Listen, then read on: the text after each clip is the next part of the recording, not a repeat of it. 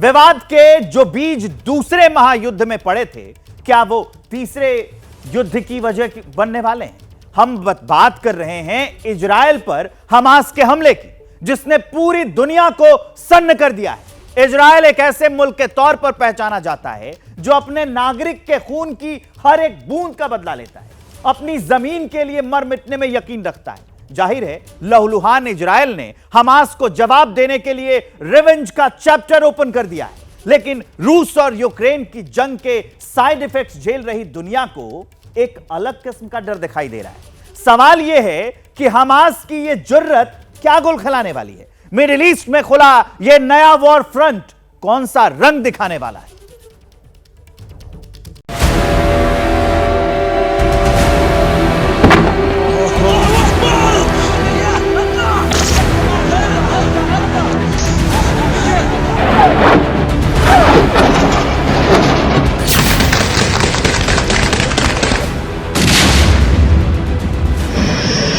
समंदर, जमीन, आकाश भिड़ गए इजराइल और हमास।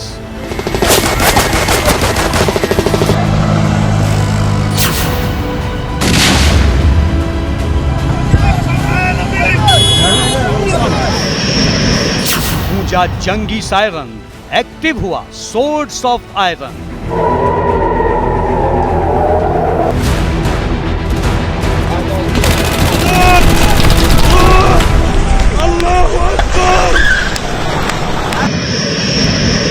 हमास का हमला, इजराइल लेगा रूह कंपाने वाला बदला।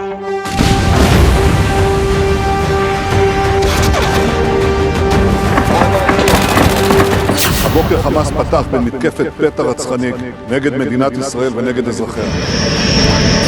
हमास ने दागे रॉकेट 5000, इजराइल ने खोला बारूदी भंडार।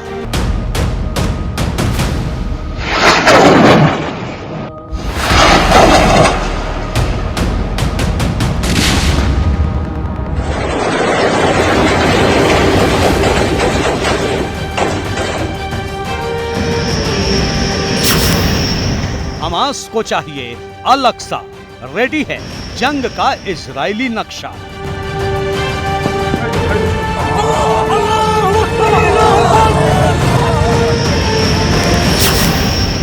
महायुद्ध का काउंटडाउन ऑन, जंग में किसके साथ कौन?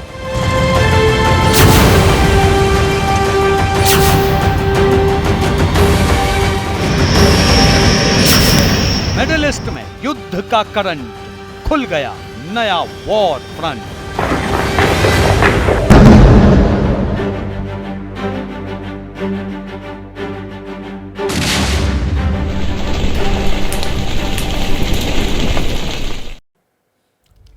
दुनिया में महायुद्ध का अलार्म बज गया है, नीला आसमान काला हो गया है। हमास ने इजराइल पर इतने रॉकेट दागे हैं कि सब धुआं धुआं हो गया है।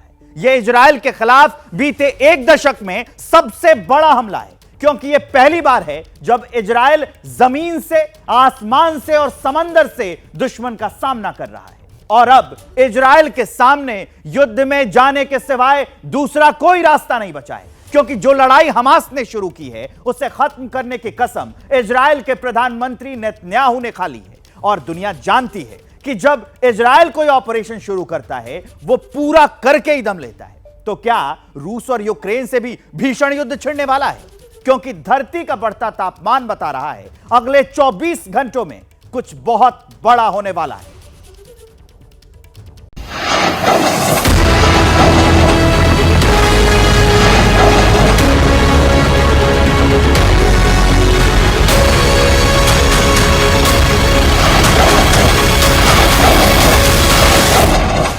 आसमान में धुएं का गुबार है,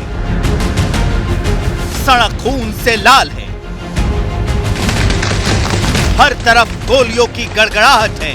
हमास के आतंकी हथियार लेकर आए तो पूरा इजराइल थर्रा उठा।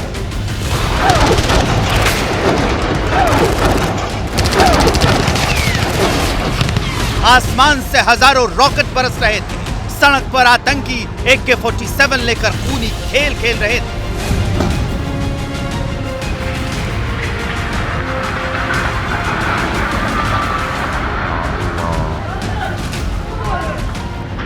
जब इजराइल पर हमला हुआ तो तब वो गहरी नींद में सोया हुआ था, लेकिन तभी चेतावनी का सायरन गूंज उठा।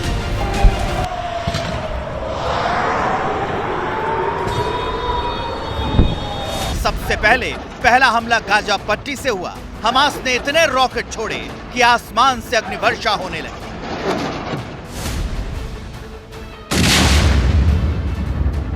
जब इजराइल पर हमला शुरू हुआ, शुरू में उसे कुछ समझ में नहीं आया, क्योंकि हमास उस पर इस तरह से हमला कर सकता है, इजराइल को इस बात का जरा भी अंदाजा नहीं था। इजराइल युद्ध में है, ये बात समझने में उसे 2 घंटे लग गए, लेकिन जब हमास के आतंकी हाथ में हथियार लेकर रिहायशी इलाकों की तरफ बढ़ने लगे, इजराइल के प्रधानमंत्री बेंजामिन नेतन्याहू ने युद्ध की घोषणा कर दी। लेकिन बड़ी बात कही, वो ये कि युद्ध शुरू हमास ने किया है, लेकिन खत्म इजराइल करेगा।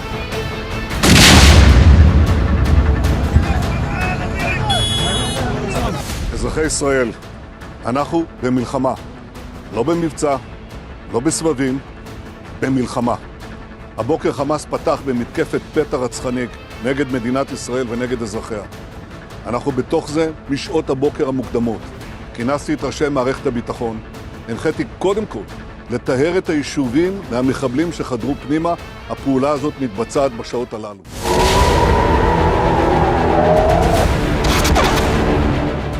इजराइल के सामने बड़ी चुनौती, उसका दुश्मन उसके घर में घुस आया है और उस पर हर दिशा से हमला कर रहा है। हमास ने इजराइल पर 7000 रॉकेट बरसाने का दावा किया है। साथ ही फिलिस्तीन के नागरिकों से अपील की है कि वो जहां हैं वहीं से लड़ाई में हिस्सा लें, यानी ये लड़ाई लंबी चलने वाली है।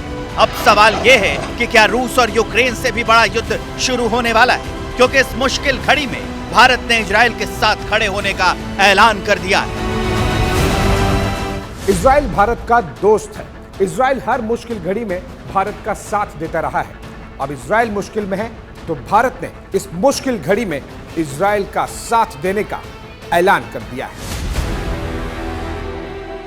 अब तक हुए हमले में इजराइल के कई नागरिक मारे जा चुके हैं। वहीं आतंकियों ने इजराइल के कई सैनिकों को बंदी बना रखा है, जिसमें सेना के एक बड़े कमांडर के बंधक बनाए जाने की खबर है।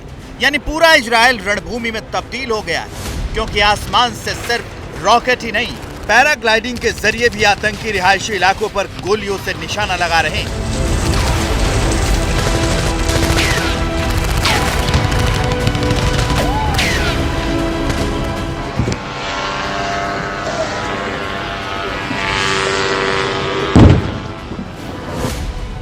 वही एक तस्वीर में आतंकी हथियारों के साथ गाड़ियों में बैठे नजर आ रहे हैं। लोग दहशत में हैं, जो जान बचाने के लिए छुपते फिर रहे हैं। युद्ध के बीच से एक वीडियो सामने आया है, जिसमें इजरायली नागरिक एक लोडिंग गाड़ी में छिपे हुए हैं।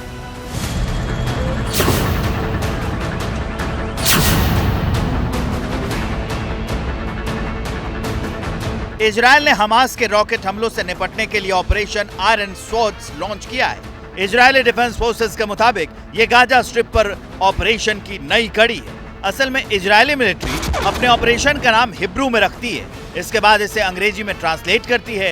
इन नामों का सिंबॉलिक के साथ राजनीतिक महत्व होता है। इसके साथ दुश्मन के लिए बड़ा संदेश होता है, क्योंकि इजरायल ने जब जब कोई ऑपरेशन शुरू किया है उसे खत्म करके ही दम लिया है। लेकिन बड़ा सवाल यह है कि घर में बैठे दुश्मन को इजरायली आर्मी बाहर निकाल पाएगी, क्योंकि जैसे ही इजरायल ने युद्ध की घोषणा की, इजरायल की सेना मैदान में उतर आई है और चुन चुन कर आतंकियों को अपना निशाना बना रही है।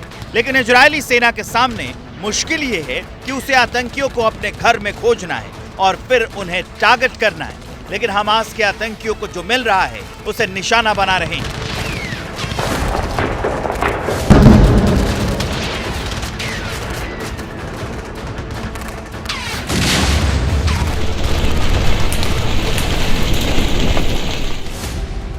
दरअसल ये सब इतनी तेजी से हुआ कि इजरायल को संभलने तक का वक्त नहीं मिला। सुबह 9:30 बजे हमला हुआ। पहले हमास ने 20 मिनट तक रॉकेट दागे। इजरायल खुद को रॉकेट से बचाता, उससे पहले हथियार बंद आतंकी शहर में घुस चुके थे। लेकिन हमास का ये आतंकी हमला इजरायल के खुफिया तंत्र के लिए बड़ी नाकामी माना जा रहा है, क्योंकि इजरायल के पास मिडिल ईस्ट में घरेलू और बाहरी दोनों तरह का आधुनिक खुफिया नेटवर्क है। इसमें न केवल फिलिस्तीनी इलाकों में बल्कि लेबनान, सीरिया और दूसरे आतंकी समूहों के अंदर तक मुखबिर शामिल है। इतिहास बताता है कि इजराइल ने कभी ड्रोन हमलों से तो कभी मोबाइल फोन से आतंकवादी हमलों को नाकाम किया है।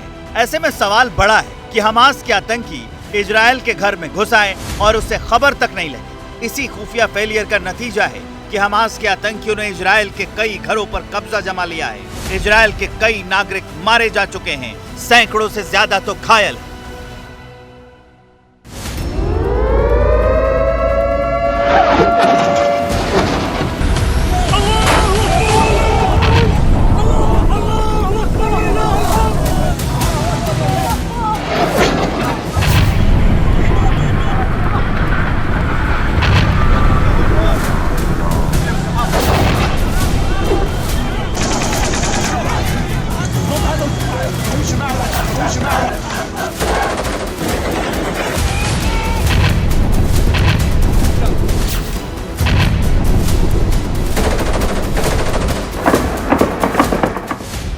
इस बीच हमास के अल कासम ब्रिगेड ने अपने ऑपरेशन अल अक्सा फ्लड के दौरान कई इजरायली सैनिकों को पकड़ने का दावा किया है। उसने अपने सोशल मीडिया अकाउंट पर ऐसे वीडियो साझा किए हैं जिनमें कहा गया है कि इजरायली सैनिकों को वो जिंदा पकड़कर गाजा ले गया है। कोई शक नहीं है कि जो लड़ाई हमास ने शुरू की है उसे इजरायल खत्म करेगा, क्योंकि जब जब इजरायल युद्ध के मैदान में उतरा है दुश्मन को खत्म करके ही लौटा है। लेकिन इजरायल के इतिहास में पहली बार हुआ है कि उसे अपने घर में इस तरह खूनी जंग का सामना करना पड़ा है।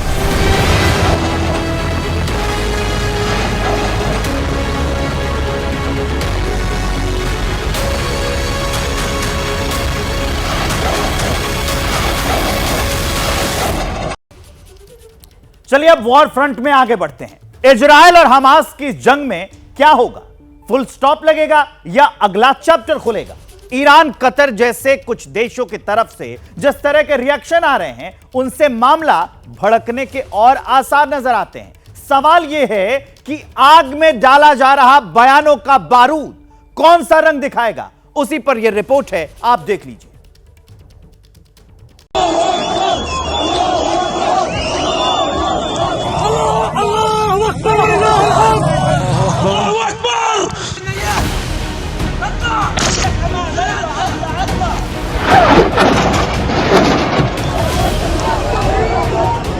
तस्वीरें सबूत हैं कि जमीन की रार में जब मजहबी रंग की मिलावट हो तो जंग कितनी खुरेज होती है।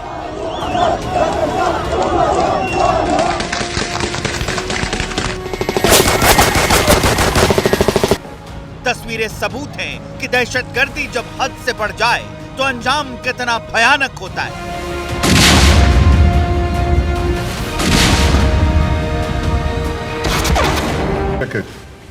ליישובים שהותקפו. नेतन्याहू की तीसरी कसम में जो अर्थ छिपा है वो बड़े खतरे का इशारा है, और वो खतरा है एक वॉर फ्रंट का जो कई देशों को युद्ध की चपेट में ले सकता है। नेतन्याहू की बातों से महायुद्ध के संकेत साफ दिखाई देने लगे हुए हैं। घेराबंदी शुरू हो गई है। अमेरिका इजराइल के साथ खड़ा है, लेकिन दूसरी ओर सऊदी अरब, कतर, ईरान जैसे देश हमास के साथ खड़े हैं और हमास के हमले को जायज ठहरा रहे हैं, इजराइल को उसका जिम्मेदार ठहरा रहे हैं। कुल मिलाकर के महायुद्ध की आशंकाएं प्रबल होती जा रही हैं। मतलब बेहद सीधा सा है। इजराइल और हमास का ये टकराव एक ऐसी लड़ाई की वजह बन सकता है जिसकी लपटें रूस और यूक्रेन की जंग से भी भयानक होंगी। सवाल ये है कि अगर इजराइल और हमास के बीच खेमेबंदी तेज हुई तो कौन सा देश किसका साथ देगा? अमेरिका अपने ऑल वेदर फ्रेंड इजराइल का साथ कभी नहीं छोड़ेगा। इसके अलावा Britain, Japan, European union, Australia, New Zealand, Canada, Paraguay जैसे देश इजराइल का साथ देंगे। वैसे हमदर्द हमास के भी कम नहीं है। चीन, रूस, ईरान, तुर्की, पाकिस्तान, ब्राजील, कतर, सीरिया और सऊदी अरब जैसे देश उसका साथ दे सकते हैं। इजराइल पर हमले को लेकर अभी खेमेबाजी के सिर्फ संकेत मिले। दुनिया में दरार पड़ी नहीं है, लेकिन जिस तेजी से घटनाक्रम बदल रहा है उसे देखते हुए कुछ भी कहना मुश्किल है। इजराइल और अमेरिका से ईरान और चीन की दुश्मनी जग जाहिर है। सवाल यह है कि मौके का फायदा उठाने के लिए क्या ईरान खुलकर हमास की मदद करेगा? इजराइल की तरफ से अमेरिका आएगा, चीन अपने दोस्त ईरान की मदद करेगा। अगर इनमें से किसी भी सवाल का पॉजिटिव जवाब आया और अगर हमास और इजराइल की जंग में किसी तीसरे मुल्क ने हाथ डाला तो वो तीसरी महाजंग शुरू हो सकती है, जिसकी आशंका पूरी दुनिया को डराती रही।